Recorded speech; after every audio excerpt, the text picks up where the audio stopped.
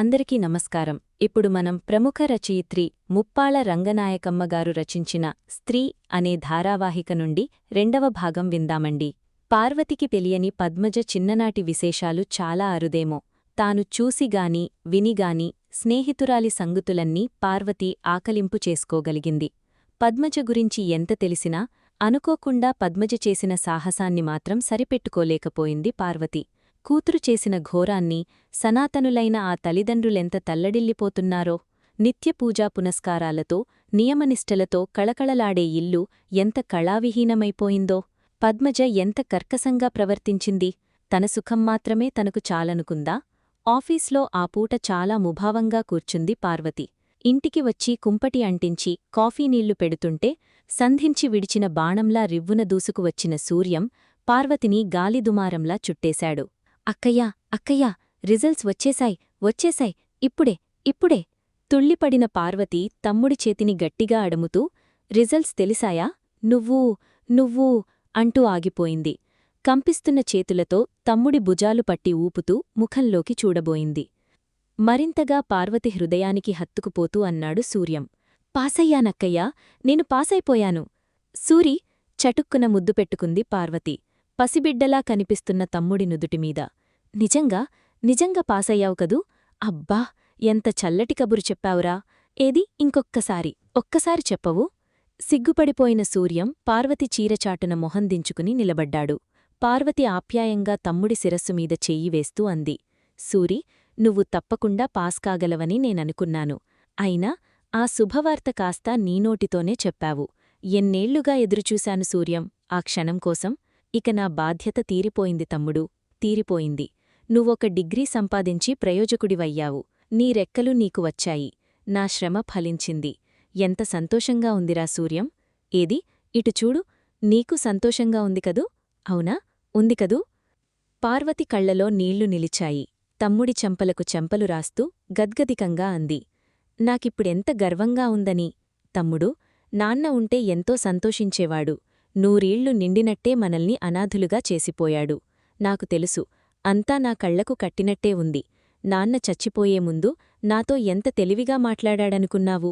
నీ చేతిని, చెల్లాయి చేతిని నా చేతిలో పెడుతుంటే నాన్న చేతులు గజగజా వణికాయి. నువ్వు రుక్కు బిక్కమొహాలు వేసుకుని నించుంటేనే నేను బావురుమని ఏడ్చాను. పారు, అమ్మా, ఇక నువ్వే ఈ పసివాళ్లకి తల్లి, తండ్రి, జాగ్రత్త అంటూనే కళ్ళు మూశాడు. అక్కా, ఏం సూరి, ఏమైంది? ఏమిటి, భయం వేసిందా? తమ్ముడి వీపు రాస్తూ అడిగింది పార్వతి లాలనగా. సూర్యం ఆవేశంగా అన్నాడు. అంతా నీచలవే అక్కా, నీచలవే.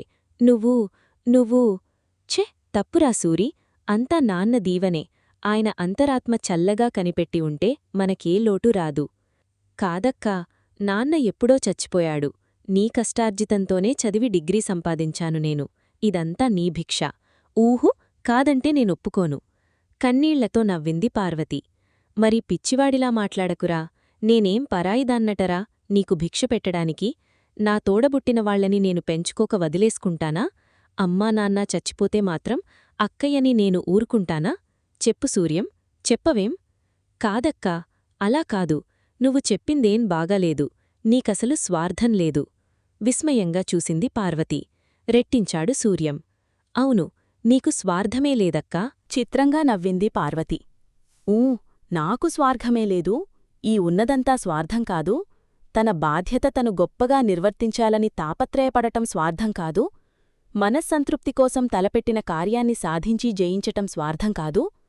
నాకు స్వార్థమే లేదని ఎవరైనా పొగిడినప్పుడంతా నాలో నేను పొంగిపోవటం స్వార్థం కాదు.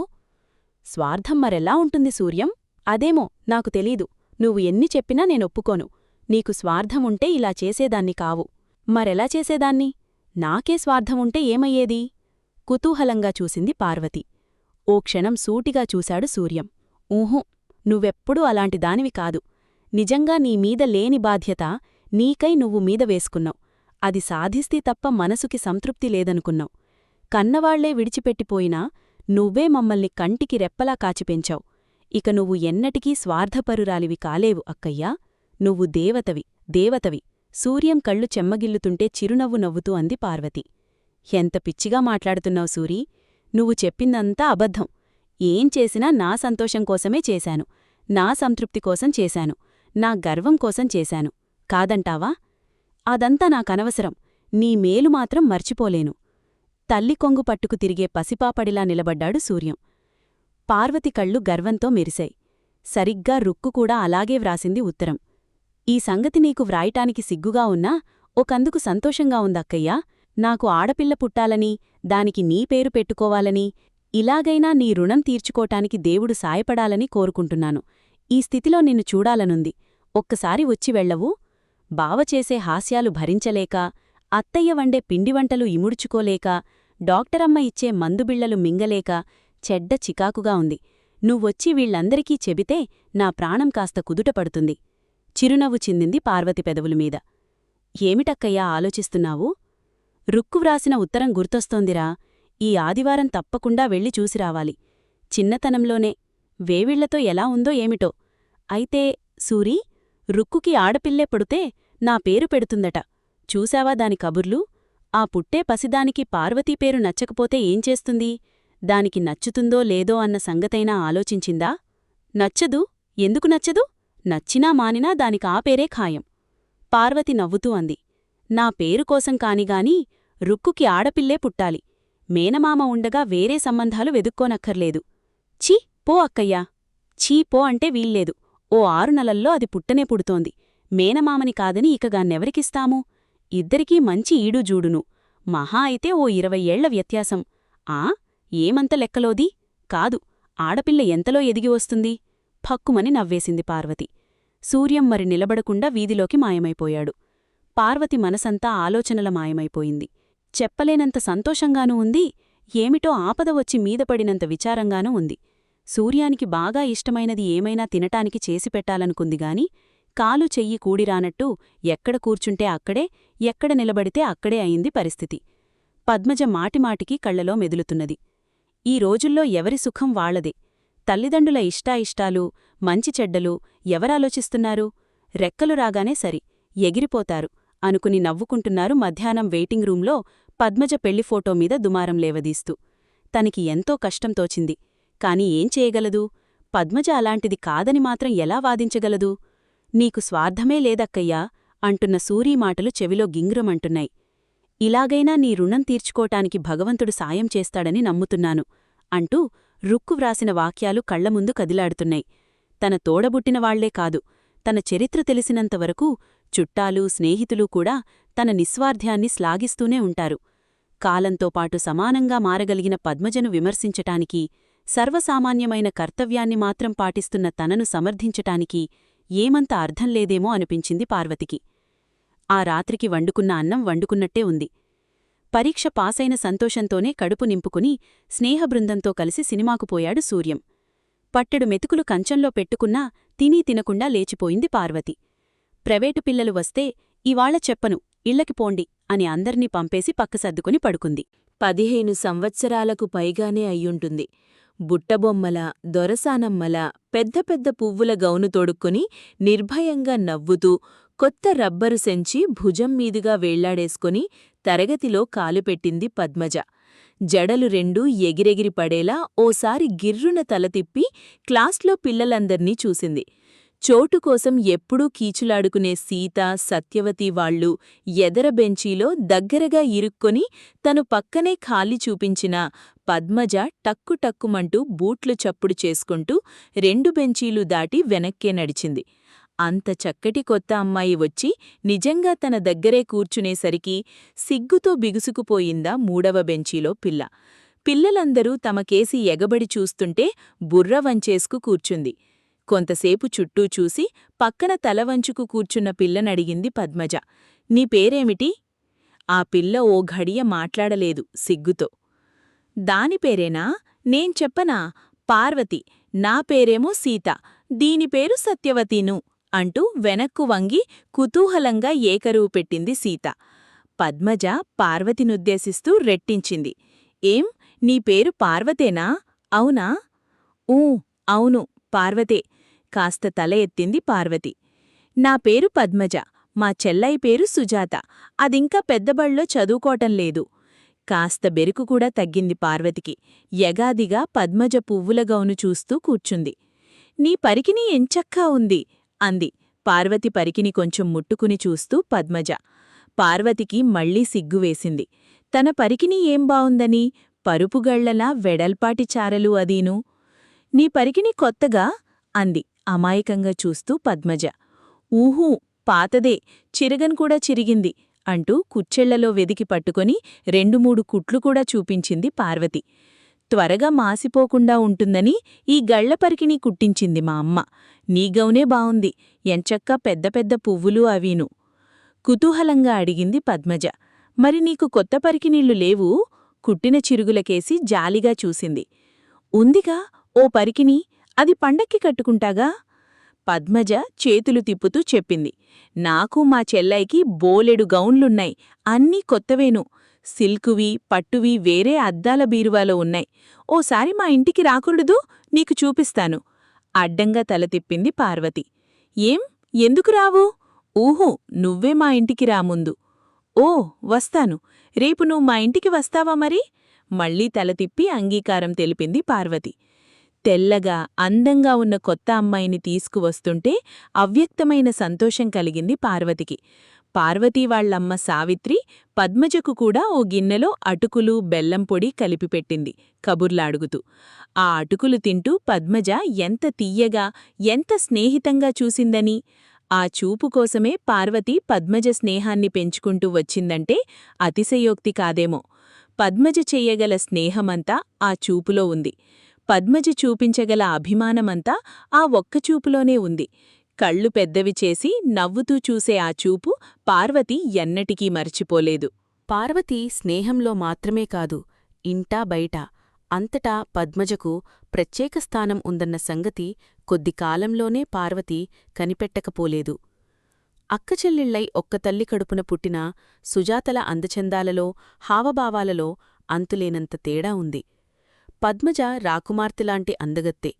పచ్చని శరీరఛాయ, విశాలమైన నేత్రాలు, సుదీర్ఘమైన తలకట్టు ఆ పిల్లకు ప్రత్యేక లక్షణాలు. ఎదుటివాటిని సమ్మోహపర్చినలా చిత్రమైన ఆకర్షణేదో ఆ చిరునవ్వులో లీనమై ఉంటుంది. ఇంట్లో అమ్మానాన్నల దగ్గర కూడా ముక్కుసూటిగా ఇచ్ఛానుసారం ప్రవర్తించే ధైర్యం పద్మజకు మాత్రమే సొంతం. సాహస గంభీర్యాలు ఉట్టిపడే పద్మజ రూపం తల్లిదండ్రులకు కూడా అపురూపమైనదే. రూపవతేగాక తెలివితేటలలో కూడా అఖండురాలైన పద్మజ పట్ల అన్నగారికో ప్రత్యేక అభిమానం.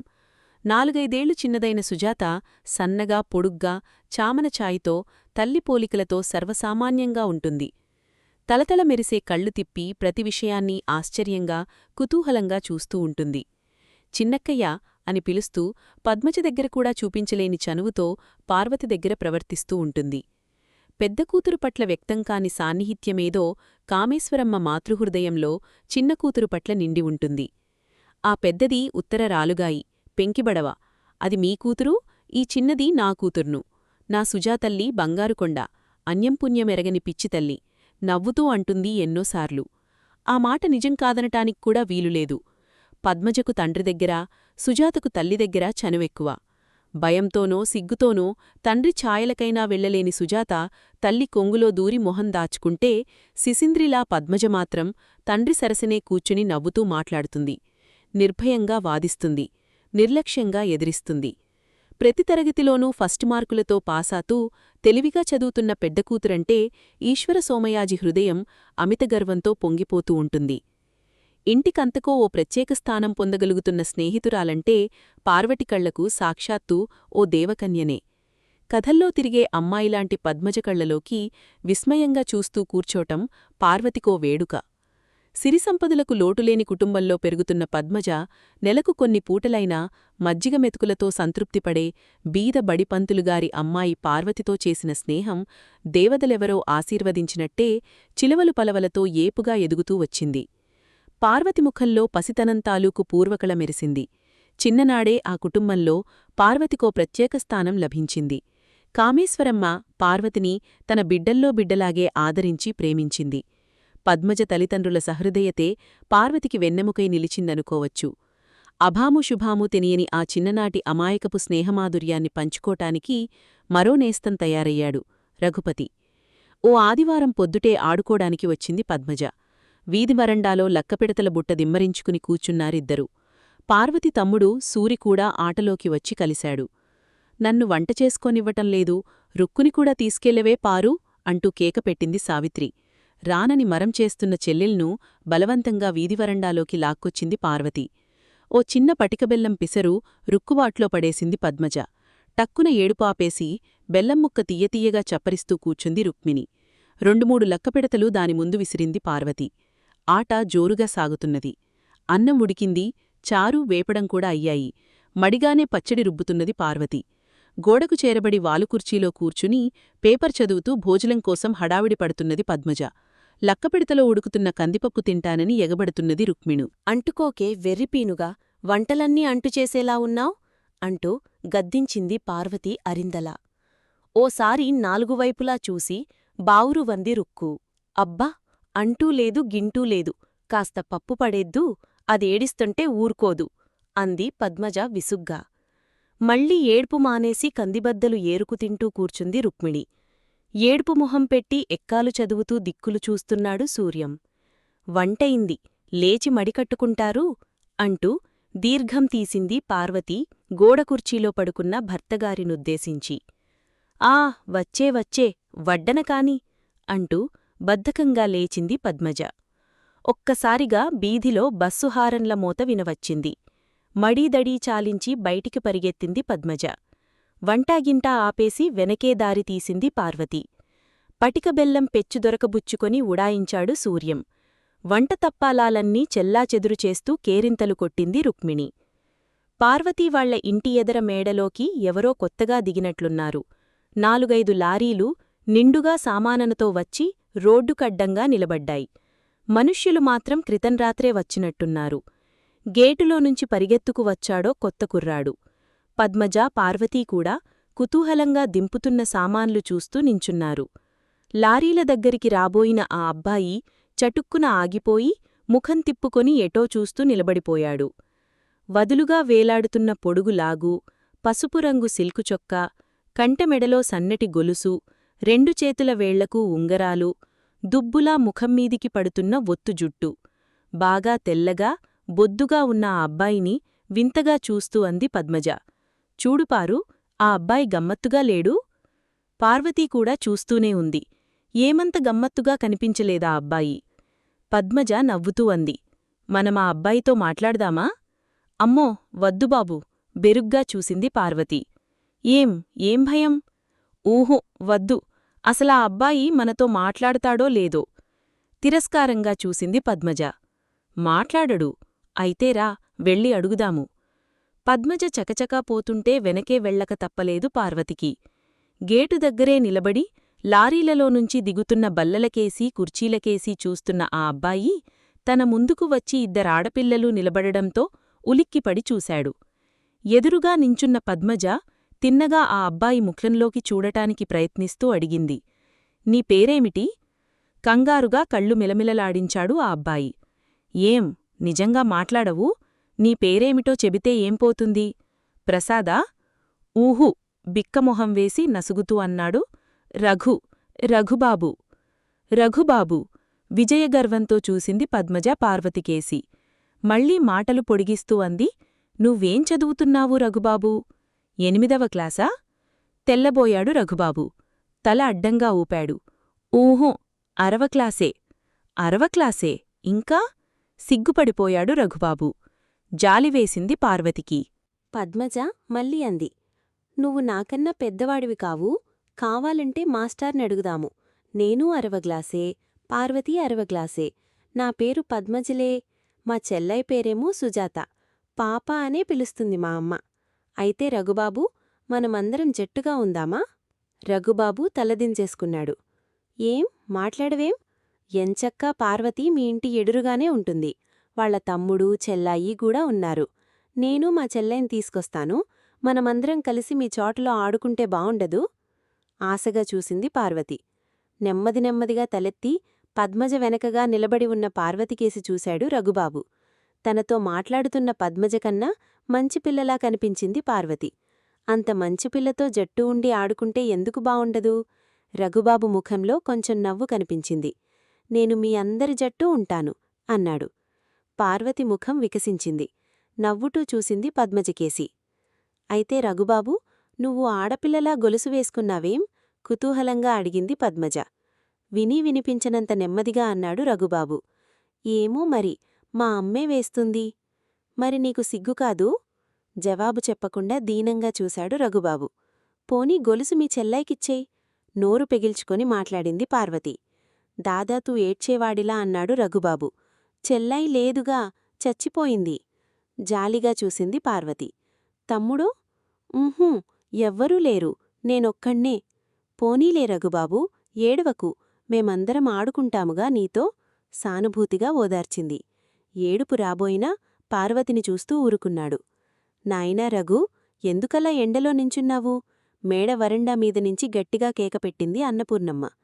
ఆవిడెవరు రఘుబాబు? మీ అమ్మేనా? అంది పద్మజ. మా అమ్మే, నన్ను ఎండలో నించోవద్దని కేకలేస్తోంది. ఏం, ఎండలో నించుంటే ఏమవుతుంది? జబ్బు చెయ్యదూ? విస్మయంగా చూశాడు రఘుబాబు. జబ్బు చేస్తుందా? మరీ విస్మయంగా చూసింది పద్మజ. వానలో తడిస్తే జబ్బు చేస్తుందిగాని ఎండలో నించుంటే ఎందుకు జబ్బు చేస్తుంది? అయితే నువ్వు ఎండలో బడికి వెళ్ళి రావూ? మా నాన్నగారు బడికి పంపించరుగా, ఇంటి దగ్గరే ప్రైవేటు చదువుకుంటాను. ఆశ్చర్యంగా చూసింది పార్వతి. బడికి వెళితే కూడా జబ్బు చేస్తుందా నీకు? జాలిగా అడిగింది పద్మజ. అస్తమాను జవాబులు చెప్పాలంటే విసుగేసింది రఘుబాబుకు. మాట్లాడకుండా నించున్నాడు. లోపలికి రానాయనా, రఘుపతి, మళ్లీ కేకపెట్టింది అన్నపూర్ణమ్మ. మనమింటికి పోదామా పద్మా? అంది పార్వతి. రఘుబాబు కొంచెం ధైర్యంగా పార్వతి ముఖంలో ఆశగా చూశాడు. ఒక్కసారి మా ఇంట్లోకి రాకూడదూ? మా అమ్మకి ఆడపిల్లలంటే చాలా ఇష్టం. ఆ ఆహ్వానం కోసమే ఎదురుచూస్తున్నదానిలా ముందే దారి తీసింది పద్మజ. సామాను సర్దుకుంటున్న హడావుడిలో ఉన్న అన్నపూర్ణమ్మ ముచ్చట వేస్తున్న ఆడపిల్లల్ని చూసి సంబరంగా పలకరించింది. పార్వతి ఎదిరింటివారి అమ్మాయేనని తెలుసుకుని దగ్గరికి తీసుకుని తల కూడా నిమిరింది. రోజూ వస్తూ ఉండమ్మా మా ఇంటికి, అంది నవ్వుతూ. కాసేపు మేడంతా చూసి వచ్చేస్తుంటే ఇద్దర్నీ వెనక్కు పిలిచి చెరో లడ్డూ ఇచ్చింది. ఆ లడ్డూలు నేతివాసన వస్తూ కమ్మకమ్మగా ఉన్నాయి. కొంచెం కొరికి మిగటాది పరికిణీలో దాచుకుంది పార్వతి. ఏం తినవూ?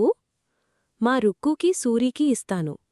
అయితే నా లడ్డూలో పెడతాన్నీకు అంటూ పద్మజ సగం ముక్క విరిచి పార్వతీకిచ్చింది. రఘుబాబు కూడా ఓ లడ్డూ తింటో ఎండలోకి రాకుండా వరండా మీదే నించున్నాడు. పద్మజ పార్వతీ చెవిలో నోరుపెట్టి రహస్యంలా అంది. రఘుబాబు చాలా పిరికివాడు, కాదూ? పార్వతి ఏదో మాట్లాడేలోపునే నేను పోతున్నానోయ్, రేపు మళ్ళీ వస్తాగా అంటూ రోడ్డుమీదికి పరుగుతీసింది పద్మజ. వెనక్కు తిరిగి ఓసారి రఘుబాబు కేసి చూసి చటుక్కున తలదించుకుని రోడ్డు దాటి ఇంట్లో జొరబడింది పార్వతి. ఎండవేళ కాసేపు పడుకోకూడదుటే పారు, ఎందుకలా కొరివిలా కూర్చున్నావు? అప్పటికి 4-5 సార్లైనా పిలిచింది సావిత్రి. అన్నం తిన్న దగ్గర్నుంచి ఎదర మేడకేసి చూస్తూ వీధరుగుమీదే కూర్చుంది పార్వతి. తల్లి కేకలతో అయిష్టంగాలే కదిలి లోపలికి వెళ్లి రుక్కుపక్కనే పడుకుంది చాపమీద. కళ్ళు బలవంతంగా మూసుకున్నా ఉండటంలేదు. వాటంతట అవే తెరిపిళ్లుపడి సూటిగా పైకప్పులోకి చొచ్చుకుపోతున్నాయి. ఎత్తుగా పైన దూలాల నిండా బూజు, సాలెగూళ్ళు, గాలికి సన్నసన్నగా రాల్తున్న దుమ్ము. అమ్మా, మనిల్లు బాగాలేదు కదే?